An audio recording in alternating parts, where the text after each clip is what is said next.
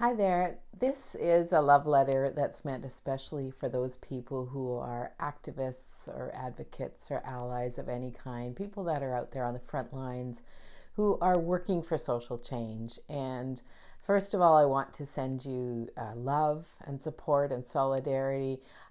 You're doing hard work, you're doing important work, you're doing passionate work, and sometimes exhausting work, and sometimes thankless work, and sometimes work that doesn't seem to move the markers very much.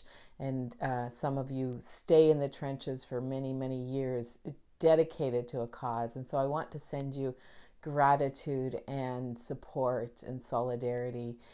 And my name is Heather Plett, and I'm the author of The Art of Holding Space, a practice of love, liberation, and leadership. And I deeply believe in activism and allyship of all kinds. And I believe that all of us who are in this work need to learn how to be well resourced in this work. So I've created this little mini workshop just with it's a very small sampler of some of the work that I do in helping people learn to hold space for themselves and for each other. And I hope that it will support you in this work going forward. To start with, I want to offer you just a tiny little primer on what it means to hold space. And now I've written a whole book about it, so there's lots more to talk about, but this will give you just a little taste of it. This is a quote from my book. When we hold space for another person's path through liminal space, we essentially serve as a container, like the shell of the chrysalis, offering and creating a safe place for the chaos, the mess, the fear, the grief, the rage, and the ecstasy, and everything in between to take place. This container does not direct or control the transformation. It simply provides a safe and contained vessel where it can happen without irreversible destruction. Now, as an activist or advocate or ally or all of three of the above, you're probably primed for action. And to talk about something like holding space might feel a little counterproductive because it's not getting anything done. However, I think that this is one of the missing pieces in a lot of our activism, because sometimes we rush to action without really holding space for our grief, for the trauma, for the marginalization, for the pain that people have been in. And so I want us to reflect on what it means to hold space so that we can act in a more healthy and more balanced way, and hopefully respond to the challenges in the world, the social injustices in the world, with more kindness and more capacity than when we rush into it and we're under-resourced. There are 3 layers of this bowl that I talk about. And again, this is a really simple version of it. When you're holding space, we talk about being the bowl and what you're offering to the people you're holding space for. You're offering witness, that's listening, that's paying attention, that's hearing their stories. You're offering containment, that's a sense of safety and support so they don't feel like they're falling apart as much. You offer compassion, selective non-judgment, and I purposefully put the word selective in front of that because I think there are times when we have to bring our judgment into a situation, but a lot of time we can be in non-judgment. Selective guidance, that's knowing when you can offer guidance, that's paying attention to the signs that guidance is welcome here or we need to withhold it. Space for complexity. Everyone you hold space for is going to have a different narrative, a lot of complexity. Let's say that you're an advocate, for example, for people who are refugees and they're living in your country, and so they have a lot of grief having left their old country, possibly their old family. There's a lot of complexity in having to navigate a new political system, new cultures, new language. There's so many layers to that, and if you're holding space in that environment, you know a little bit of a sense of what those layers are. Autonomy is recognizing whoever you're holding space for, they are an autonomous adult or child, but they're an autonomous being who has a right to their own decisions, their own emotions, their own choices about how they move forward. Flexibility, it's adapting to whatever situation there is. Connection and allyship. And for you as an activist or advocate, allyship is a really important one. It's a standing alongside, it's being willing to go to bat for somebody, to stand alongside them in a challenging situation. The inner layer, that's our inner guidance system. So there's intuition, that's having a sense and paying attention to our inner wisdom to help us make decisions in that moment. Discernment, that's the capacity for making good decisions. Humility, it's recognizing you don't know all the answers, nobody does, and you're humble and showing up in the most humble way you can. Courage, sometimes it takes a great risk to hold space for people or for complex situations. Curiosity, and curiosity always helps us get out of judgment mind. When we're tempted to be too judgmental, if we can bring in curiosity instead, it helps us open ourselves up more. And then the outer layer, that is what is supporting you so that you can hold space. And there's two words there, they are intertwined and they cover a lot of territory. Mystery is the sense of the natural world. It may be the spiritual world if you're a spiritual person, if you use the language of God, spirit, source, whatever language works for you, or it may be your internal guidance system. And it might be your animals, your pets, the trees, whatever is that outer container. And then there is community. That's the people who support you, who stand alongside you so that you can do this work of holding space.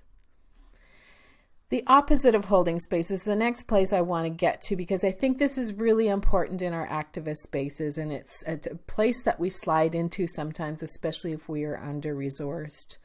So while holding space involves supporting without judgment, fixing, or controlling the outcome, hijacking space involves manipulating, disempowering, imposing various forms of judgment and control. So holding space looks like a bowl.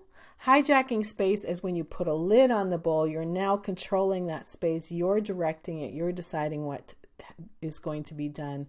And some of us now, I want to say, especially those of us who come from a place of privilege and yet we want to step into activism, sometimes out of our own internal bias or unconscious bias, we might start to hijack the space or want to control what's happening because people aren't going, moving fast enough, or whatever the case is. Sometimes we move into this space unconsciously thinking we're doing the right thing, but it's really hijacking and it's not holding and supporting the container for real change.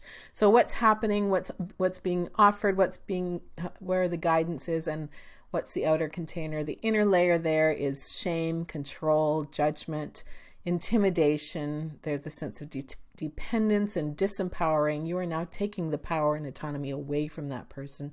There's isolation, constriction. There's a controlling thing there that constricts the space and the capacity. And then manipulation. What's the guidance there? It's your fear, it's your trauma, your wounds, it's your prejudice. What have you grown up with in terms of your social conditioning, judgment, insecurity? It's a fear that you're going to do something wrong, and so you end up doing something wrong anyways because you're so insecure.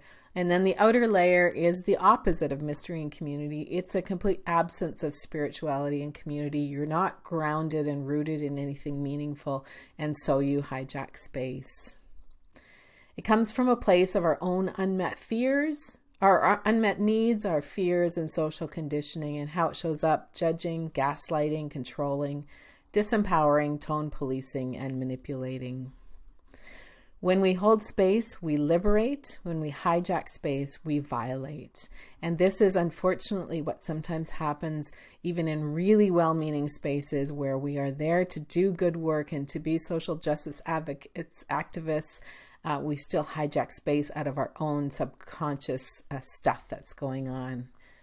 And here, this I think is really important to recognize, is that the difference between holding space and hijacking space is the difference between mutual sovereignty and colonization.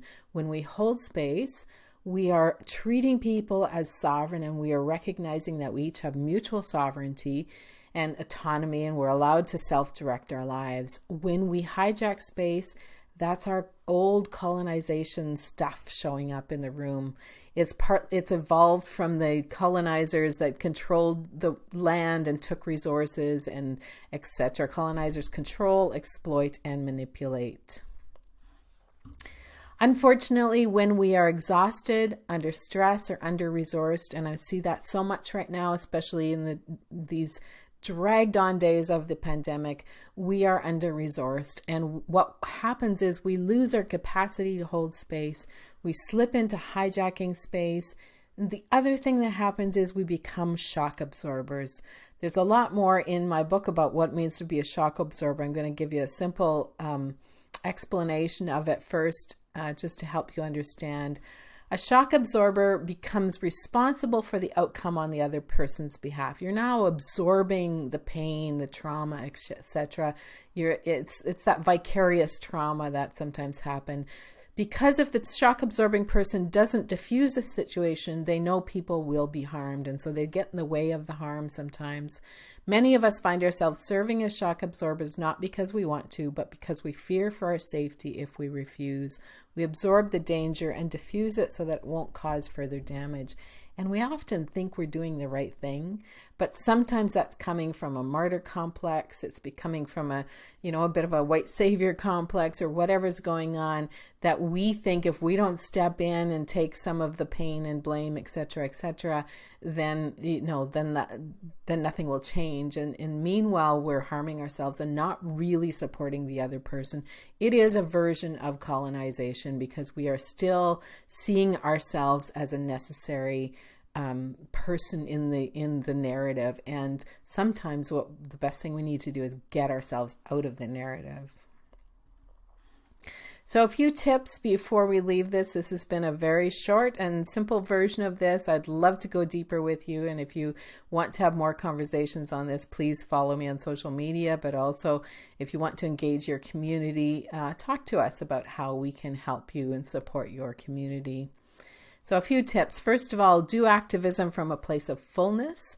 The more well-resourced you are, the less you will harm people and or yourself. So take care of yourself, take care of your people, and be really kind of ruthless about this, really intentional about doing what you need to care for yourself, because when you are unresourced is when you will cause the most harm. When you notice yourself slipping into hijacking or shock absorption, take a pause and reevaluate. Notice what you need. Notice what other people need.